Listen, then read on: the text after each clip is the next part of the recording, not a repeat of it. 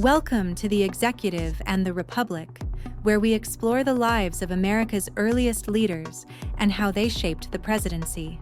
Today, we're talking about Thomas Jefferson, the third president of the United States.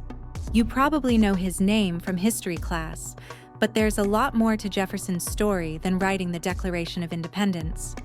Stick around as we dive into his presidency, his achievements, and the challenges he faced. When you think of Thomas Jefferson, you might immediately think of him as the primary author of the Declaration of Independence. But beyond being a writer and philosopher, Jefferson was also a man of contradictions, complexity, and a vision for the future of the United States. Born in 1743 in Virginia, Jefferson was a true Renaissance man. He was an architect, a lawyer, a diplomat, and an inventor.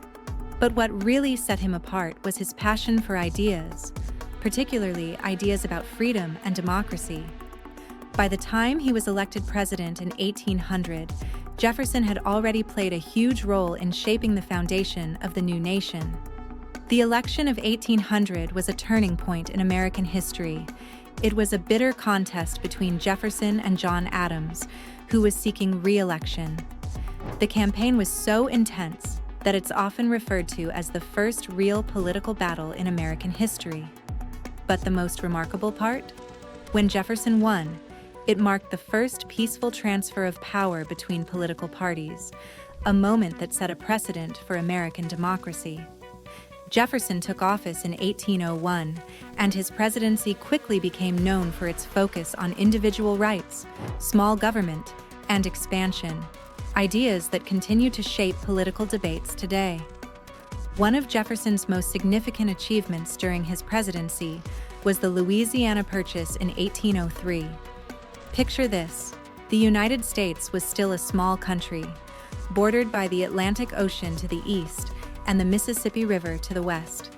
But Jefferson had a vision of an expanding republic, stretching across the continent. So, when France offered to sell a massive chunk of land, essentially doubling the size of the country, Jefferson jumped at the chance. For just $15 million, the U.S. gained control of more than 800,000 square miles of land, including what would become states like Louisiana, Missouri, and Nebraska. This purchase wasn't without controversy. Some questioned whether Jefferson, who had long argued for a limited government, had the constitutional authority to make such a massive deal. But in the end, the Louisiana Purchase became a defining moment of his presidency, opening up new opportunities for the growing nation. And speaking of new opportunities, Jefferson didn't stop there. He commissioned the Lewis and Clark expedition to explore the new western lands. From 1804 to 1806, Meriwether Lewis and William Clark set off on a journey to map the new territory and find a route to the Pacific Ocean. Along the way, they encountered Native American tribes, vast landscapes, and wildlife that had never been documented before. The expedition opened up the western frontier and fueled the idea that America's future lay in expansion. But Jefferson's presidency wasn't without its challenges. One of the biggest problems Jefferson faced came from overseas. By the early 1800s, tensions were rising between Britain and France, and American trade was caught in the middle. Both countries were interfering with American ships, and in 1807, Jefferson made a controversial decision.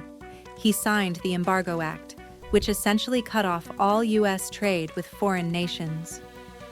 Jefferson hoped the embargo would protect American interests and keep the U.S. out of foreign wars, but the act had devastating effects on the American economy, especially for merchants and sailors.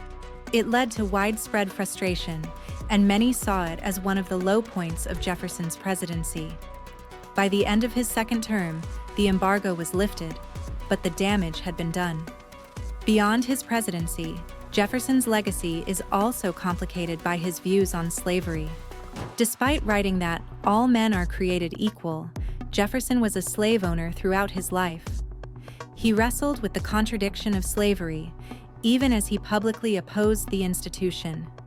This aspect of Jefferson's life remains a difficult part of his legacy, reminding us that history is often messy and full of contradictions.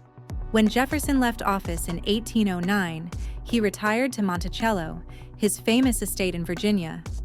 There, he continued to shape the nation, founding the University of Virginia and contributing to public life as a statesman and thinker. Jefferson's influence on American ideals of liberty, education, and government can still be felt today. And that's the story of Thomas Jefferson, a visionary leader who helped shape the future of the United States, both through his achievements and his contradictions. If you enjoyed this episode of The Executive and the Republic, make sure to like, subscribe, and hit that notification bell so you never miss an episode. Thanks for watching, and we'll see you next time as we continue exploring the lives of America's earliest presidents.